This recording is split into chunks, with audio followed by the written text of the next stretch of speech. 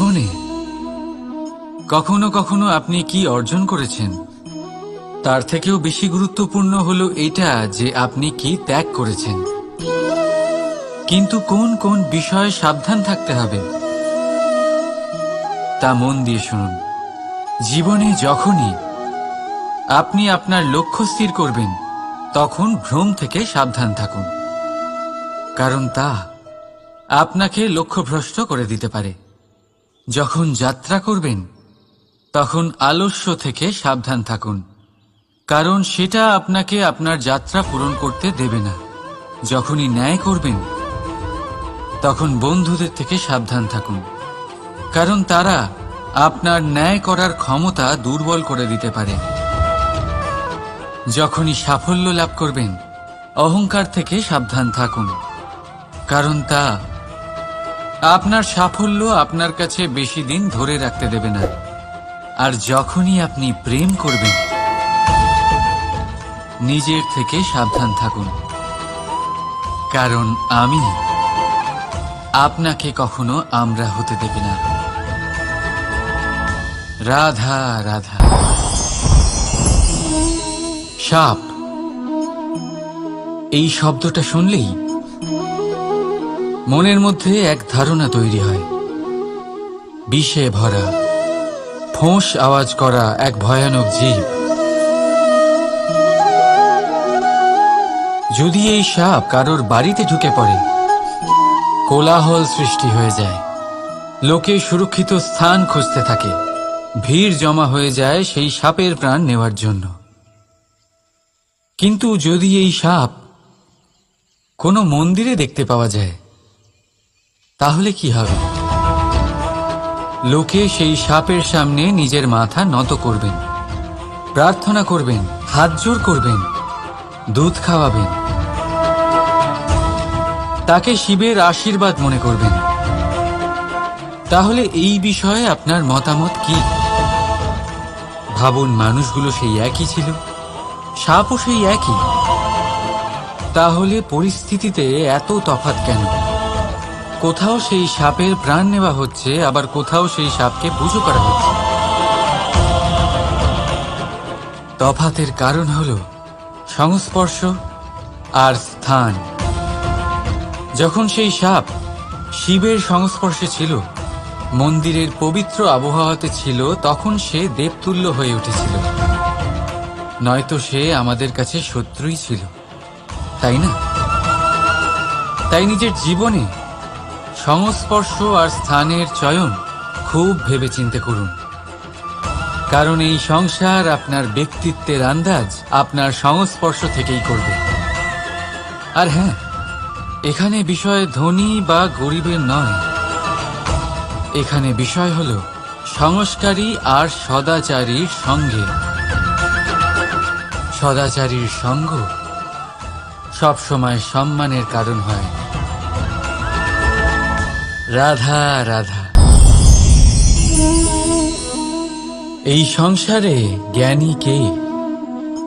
সেই ব্যক্তি যিনি বেদের অর্থ বোঝেন, নাকি তিনি যিনি জন্ম এবং মৃত্যুর রহস্যের সমাধান করেছেন, নাকি তিনি যিনি ৬৪ কলায় নিপুণ? না, এই সংসারে জ্ঞানী তিনি যিনি কেবলমাত্র একটা পার্থক্য বোঝেন, পার্থক্য মেনে নেওয়া আর দৃঢ় হওয়ার মধ্যে। শব্দগুলি অত্যন্ত সরল, কিন্তু যদি মন দিয়ে ভেবে দেখেন তাহলে এর অর্থ অত্যন্ত গুরুত্বপূর্ণ। বুঝিয়ে বলছি আপনাকে, যদি মেনে নেন তাহলে হার, কিন্তু যদি দৃঢ় হন তাহলে জিত। যদি মেনে নেন তাহলে কেউ আপন, কিন্তু আপনি দৃঢ় হলে সে আপনার শত্রু। মেনে নিলে ভগবান আছেন, আর দৃঢ় হলে তা শুধুমাত্রই এক পাথর। শুধু এই পার্থক্যগুলি বুঝে নিন, সংসারের সমস্ত কিছুই আপনার কাছে পরিষ্কার হয়ে যাবে। রাধা রাধা। দৃষ্টি, মানুষকে দেওয়া প্রকৃতির অন্যতম শ্রেষ্ঠ উপহার, সেই দৃষ্টি যার জন্য মানুষ এই সংসার দেখতে পারে, নিজের পথ দেখতে পারে। কিন্তু সংসারে দৃষ্টি লাভ করেও সবাই মহান হতে পারে না, প্রসন্ন হতে পারে না।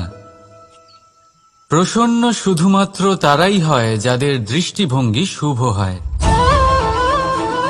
এবারে যারা গোলাপে শুধুমাত্র কাঁটা খুঁজে পায়, তাদের হাত অবশ্যই সেই কাঁটা দ্বারা আঘাতপ্রাপ্ত হয়, কারণ তাদের দৃষ্টি শুধুমাত্র কাঁটা অবধি সীমিত থাকে।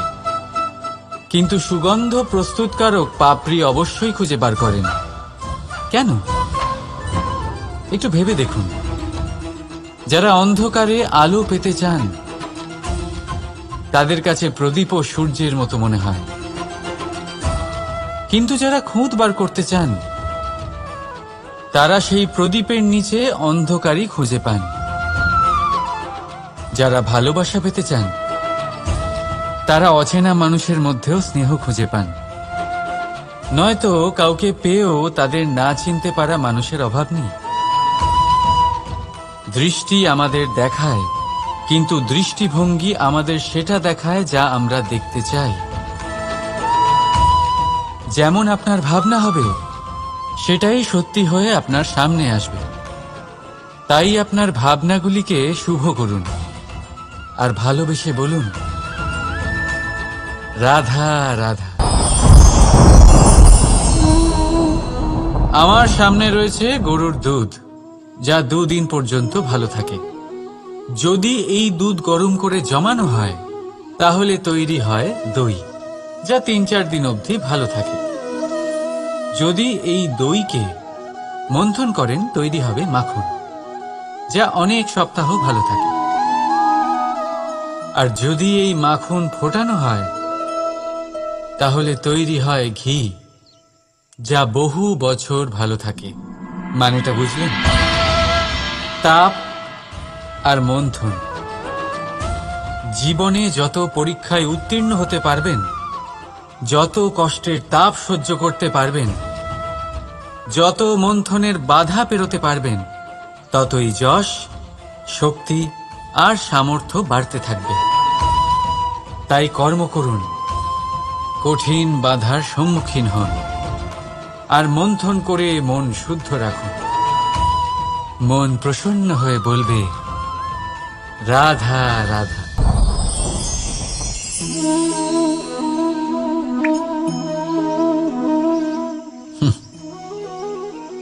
আকাশ থেকে ঝরে পড়া বৃষ্টির ফোঁটা বড়ই শীতল, মিষ্টি আর পবিত্র হয়।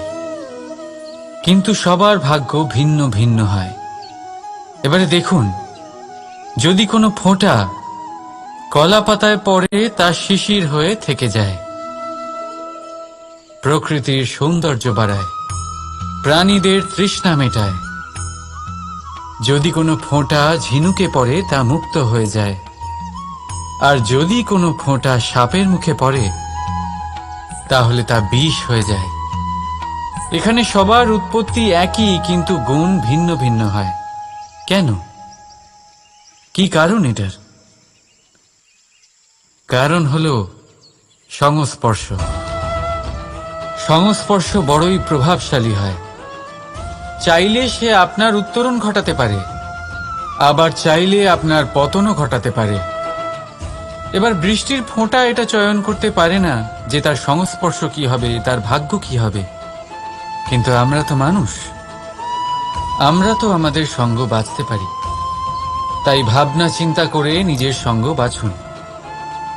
এই চয়ন কিন্তু আপনারই, আর এর পরিণামও আপনাকেই ভোগ করতে হবে। রাধা রাধা।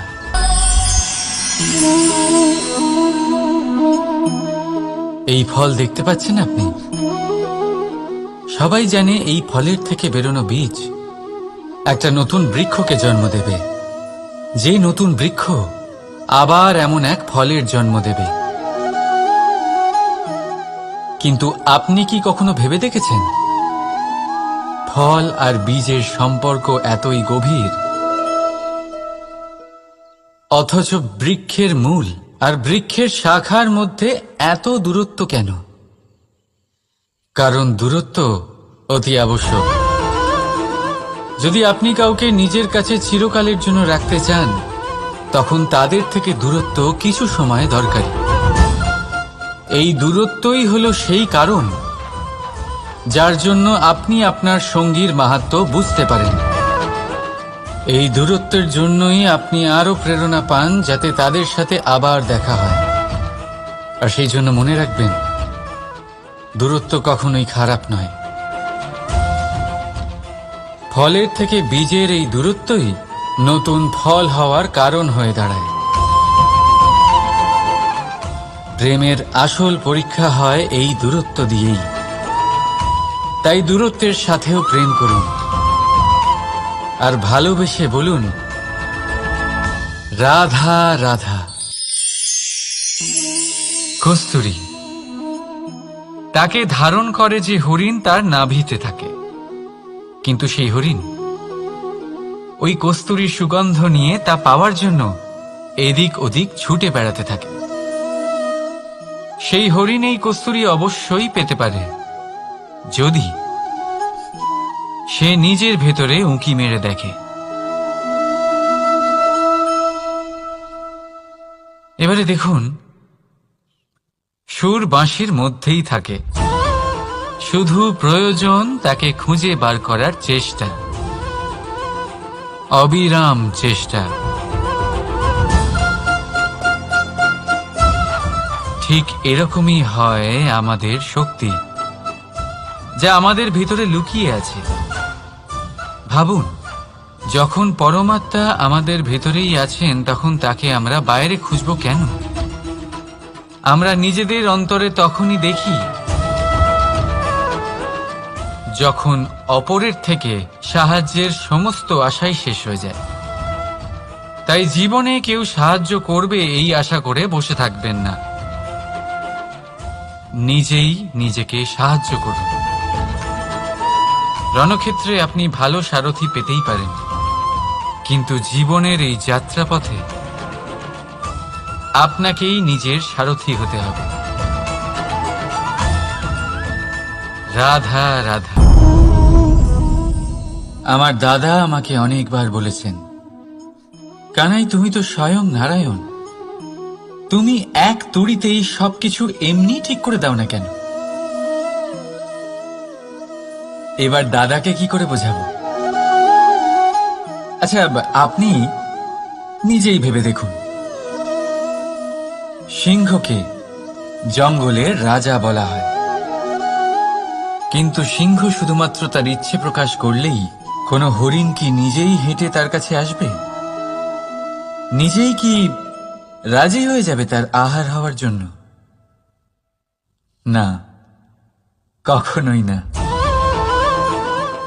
যে কোনো কাজকে সফল করে তোলার জন্য আপনাকে চেষ্টা করতে হবে, পরিশ্রম করতে হবে, যাতে সেই কাজ ভালোভাবে সম্পন্ন হয়। শুধু ইচ্ছে দিয়েই কোনো কার্যসিদ্ধি হবে না। ইচ্ছে থেকে স্বপ্ন তৈরি হয়, তবে সেইগুলো সফল করতে গেলেও আপনাকে পরিশ্রম তো করতেই হবে। মনে করুন আপনার ইচ্ছে হলো খেতে, আর কোনো দয়ালু ব্যক্তি এসে আপনার সামনে খাবার রেখে দিল। তাও তা খেতে গেলে পরিশ্রম আপনাকেই করতে হবে। যদি ভালোবাসার ইচ্ছে থাকে, তাহলেও নিঃস্বার্থ নিষ্পাপ মনে ভালোবাসুন। দেখুন, আপনি স্বপ্নে অবশ্যই উঠতে পারেন, কিন্তু এই পৃথিবীতেই আপনাকে বেঁচে থাকতে হবে। আর যদি এই ধরিত্রীতে আপনি এগিয়ে যেতে চান, তাহলে এই ভূমিকে পা দিয়ে আপনাকে পিছনে ঠেলতেই হবে। রাধা রাধা। জীবনে আমাদের অনেকের সাথে দেখা হয়, অনেকের সাথে বাক্যালাপ হয়। বহু মানুষকে প্রসন্ন বলে মনে হয়, আবার বহু মানুষকে চিন্তিত বলে মনে হয়। কিন্তু আপনি যদি এটা বোঝার চেষ্টা করেন যে কে বেশি প্রসন্ন থাকে আবার কে বেশি চিন্তিত থাকে, তাহলে আপনি এটা লক্ষ্য করবেন যে বৃদ্ধ আর যুবক বেশিরভাগ সময় চিন্তিত থাকেন। অন্যদিকে বালক সর্বদাই প্রসন্ন থাকে, চিন্তার কোনো রেশই থাকে না। এর কারণ কি? এবারে আপনি বলবেন, এ তো সহজ বিষয়। বালকদের মধ্যে এত বোধই কোথায় যে তারা জীবনের সমস্যা বুঝতে পারবে, কষ্ট বুঝতে পারবে, দায়িত্ব বুঝতে পারবে? বিষয়টা আসলে তা নয়। বৃদ্ধের বিষয়ে যদি আমরা কথা বলি, তবে বৃদ্ধ নিজের বিগত সময় নিয়ে ভাবতে ভাবতে মনে মনেই দুঃখী হয়ে যায়। যুবক নিজের ভবিষ্যতের বিষয়ে ভেবে ভেবে চিন্তা করতে থাকে আজ। কিন্তু বালক শুধুমাত্র বর্তমানে বেঁচে থাকে, আর সেই জন্যই প্রসন্ন থাকে। দেখুন, বিষয়টা অত্যন্ত সরল। আপনি আপনার বিগত কাল পাল্টাতে পারবেন না। এখন যদি আপনি নিজের ভবিষ্যৎ আরো উজ্জ্বল করতে চান, তাহলে আজ নিজের কর্ম করতে হবে, আজ পরিশ্রম করতে হবে আপনাকে। তাহলে ভুলে যান গতকাল আর আগামীকালের চিন্তা। বর্তমানে আনন্দ করুন, কারণ এই বর্তমান আপনার ভবিষ্যৎ উজ্জ্বল করতে পারে। আবার এই বর্তমান আগামী সময়ে আপনার সেই বিগত কাল হবে, যার কথা ভেবে আপনার গর্ব হবে। রাধা, এই সংসারের অন্তের, এর বিনাশের প্রারম্ভ কিভাবে হয়? কোন যোগের মাধ্যমে? কোন ভয়ানক অসুরের আগমনে? নাকি প্রকৃতির রাগের কারণে? না, এই সংসারের বিনাশের প্রারম্ভ হয় আমি থেকে। এই আমি, এই তুমি, এটা আমি করেছি, ওটা তুমি করেছো, এটা আমার, ওটা তোমার, আদি ইত্যাদি। এই ভাব যখন মনে বাসা বেঁধে নেয়, সর্বপ্রথম ঘর ভাগ হয়, তারপর বসতি, তারপর প্রাণ, আর তারপর দেশ, আর সবার শেষে সমস্ত সংসার ভাগ হয়ে যায়। আর এই ভাগ হয়ে যাওয়া শেষে মনোমালিন্যে পরিণত হয়। এখন এমত অবস্থায় কি করা যেতে পারে? কিভাবে বাঁচা যায় এই পরিস্থিতির থেকে? কিভাবে দূরে থাকা যায় এই বিনাশের থেকে? উত্তর সেই একটাই, করুণা। একে অপরের দরকারগুলি বুঝুন, একে অপরের সমস্যাগুলি বুঝুন, একে অপরের দুঃখের সাথী হয়ে দাঁড়ান, একে অপরের সুখের ভাগীদার হন। আর শেষে যখন এই আমি আমরাতে পরিণত হবে, তখন এই বিনাশ নিজে থেকেই দূরে চলে যাবে। তাহলে আমরাতে বিশ্বাস করতে শিখুন, আর আমার সাথে ভালোবেসে বলুন, রাধা রাধা। এই মুদ্রা। এবারে ভাবুন, এটাই আমাদের জীবন, জীবনের সুখ আর দুঃখ। এই মুদ্রার, এই জীবনের দুটি দিক। কিন্তু যখনই আমরা ঈশ্বরের কাছে প্রার্থনা করি, তখনই আমরা সুখ চাই, আর সেই সুখ আসেও। আর যখনই সেই সুখ আসে, তখন ব্যক্তি সর্বপ্রথম তাকে ভুলে যায় যে দুঃখের সময় ওনার সাথে ছিলেন। আর এমত অবস্থায় উনি সাহায্য করেন না, উনি করেন উপকার। আর এই উপকারের বদলে মানুষের থেকে উনি নিজের জন্য শ্রদ্ধা চান। আর সেই শ্রদ্ধা, সেই চাহিদার কারণে উনি নিজেকে অন্যদের থেকে শ্রেষ্ঠ, অন্যদের থেকে ভিন্ন মনে করতে বিবশ হয়ে যান। আর আলাদা হবার কারণে তার মধ্যে জেগে ওঠে অহংকার, আর সেটাই হয় তার পতনের কারণ। এবার এতে কি করা যেতে পারে? কি চাওয়া যেতে পারে ঈশ্বরের কাছে? এই প্রশ্ন অবশ্যই মনে আসে। ঈশ্বরের কাছে চান সুখ, শুধুমাত্র ততটাই যাতে অহংকার না আসে, আর দুঃখ ততটাই যাতে শ্রদ্ধা না চলে যায়। রাধা রাধা। এই সংসারে এমন কিছুই নেই যে সব সময় একই থাকবে। যা কিছু নির্মাণ হয়েছে তা একদিন অবশ্যই ভেঙে পড়বে। কিন্তু এই ভেঙে যাওয়ার বিশ্লেষণ আপনি কিভাবে করবেন তা আপনার উপরে নির্ভর করছে। ওই আকাশের দিকে তাকান, ওই মেঘ, ওটাও ভেঙে পড়ে, কিন্তু নিজে ভেঙে পড়ার সাথে বর্ষাকে তৈরি করে যায়। মাটির ডেলা অবশ্যই ভেঙে পড়ে, কিন্তু ব্যবহারযোগ্য মাটির রূপ নিয়ে।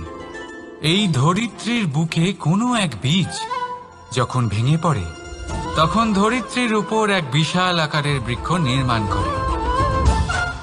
যদি জীবনে কিছু ভেঙে পড়ে, তাহলে নিরাশ হয়ে পড়বেন না, নিজের সাহস হারাবেন না। ধনাত্মক দৃষ্টিভঙ্গি দিয়ে দেখতে চেষ্টা করুন। মনে করুন, নিয়তি নিশ্চয়ই আপনার জন্য আরো ভালো কিছু ভেবে রেখেছে, যা ভবিষ্যতে আপনার প্রতীক্ষা করছে। ধনাত্মক চিন্তা ভাবনা করতে থাকুন, তারপর দেখবেন শ্রেষ্ঠ রচনা নিজেই তৈরি হবে। রাধা রাধা। চলতে থাকা, থেমে যাওয়া, বিশ্রাম নেওয়া, তারপর দম নিয়ে পুনরায় দাঁড়িয়ে পড়া, আর তারপর আবার সেই পথ চলা। এটা জীবনের অভিন্ন এক অঙ্গ, এটার থেকে আপনি পালাতে পারবেন না। কিন্তু এই অঙ্গকে আপনি নিজের জীবনে কিভাবে প্রয়োগ করবেন, কিভাবে তাকে কাজে লাগাবেন, সেই সিদ্ধান্ত আপনাকে নিতে হবে। যারা হেরে যান তারাও জীবনে থমকে যান, আবার যারা জেতেন তারাও দাঁড়িয়ে পড়েন। যারা হেরে যান তারা হাঁপিয়ে দাঁড়িয়ে পড়েন, যারা জিতে যান তারা দাঁড়িয়ে পড়েন সেই সর্বোচ্চ স্তরে পৌঁছে গিয়ে। এবার দাঁড়াতে তো আপনাকে হবেই, তা হতেই হবে। কিন্তু কখন, কিভাবে দাঁড়াবেন, ক্লান্ত হয়ে নাকি সর্বোচ্চ স্তরে পৌঁছে গিয়ে, সেই সিদ্ধান্ত আপনার। অবশ্যই দাঁড়িয়ে পড়ুন, কিন্তু ক্লান্ত হয়ে নয়, কারণ আপনাকে পুনরায় দাঁড়িয়ে পড়তে হবে, পুনরায় যাত্রাপথে এগোতে হবে এবং সর্বোচ্চ স্তরে পৌঁছতেই হবে। রাধা রাধা।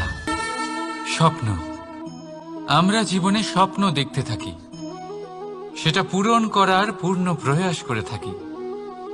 কিন্তু এই স্বপ্ন পূরণ না হওয়ার পরিস্থিতিতে আমরা ভেঙে পড়ি, ছিন্ন বিচ্ছিন্ন হই, আর তারপর এই বোঝা আমরা আগামী প্রজন্মের ওপর রীতিমতো চাপিয়ে দিই।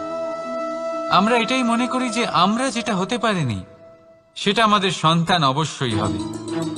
আমরা যা কখনো পাইনি আমাদের সন্তান অবশ্যই তা পাবে। এটা যে অনুচিত সেটা আমরা ভাবি না, কিন্তু এটা ভুল, আর এই ভুল আমরা সকলেই করে থাকি। সন্তান প্রকৃতি আর পরমাত্মার আশীর্বাদ। ওদের ভেতরে তাদের নিজের একটা অস্তিত্ব লুকিয়ে থাকে, সেটা মন দিয়ে দেখুন তো। আপনি শুধু ওই সন্তানকে জন্ম দিয়েছেন, কিন্তু ওর জীবন আপনার নয়। তাই নিজের সন্তানের সাথে থাকুন, সময় কাটান, ওদেরকে ভালোবাসুন, সবসময় প্রেরণা দিন, কিন্তু প্রেরণা দিন ওর নিজের অস্তিত্বকে বাড়ানোর জন্য, ওর নিজের স্বপ্ন পূরণ করার জন্য, আপনার স্বপ্ন পূরণ করার জন্য নয়। ওদের অস্তিত্বকে পূর্ণাঙ্গে বৃদ্ধি পেতে দিন। রাধা রাধা। এই পুকুর দেখছেন আপনি? পুকুরের জল কখনো প্রবাহিত হয় না, একই স্থানে জমে থাকে, আর সেই কারণে কিছুদিন পর ময়লা হতে শুরু করে। কিন্তু তাও আমরা একে ত্যাগ করি না, আমরা তবুও একে পুজো করি। শুধুমাত্র এই কারণে নয় যে অতীতে সে আমাদের তৃষ্ণা মিটিয়েছে, কিন্তু এই কারণেও যে যদিও বা সে ভবিষ্যতে আমাদের তৃষ্ণা না মেটায়, কিন্তু প্রয়োজন হলে আগুন অবশ্যই নেভাতে পারে। ঠিক সেই রকমই হয় আমাদের সম্পর্ক, সম্পর্ক যা আমরা বহু বছর পরিশ্রম করে তৈরি করি, যে দরকার পড়লে আমাদের সহায়ক হয় কোনো না কোনোভাবে। সেই জন্য সম্মান করতে শিখুন এই সম্পর্কগুলিকে, শিখুন এই সম্পর্কগুলিকে অটুট রাখতে। কথায় কথায় এই সম্পর্কগুলিকে ভেঙে দিতে শিখবেন না। রাধা রাধা।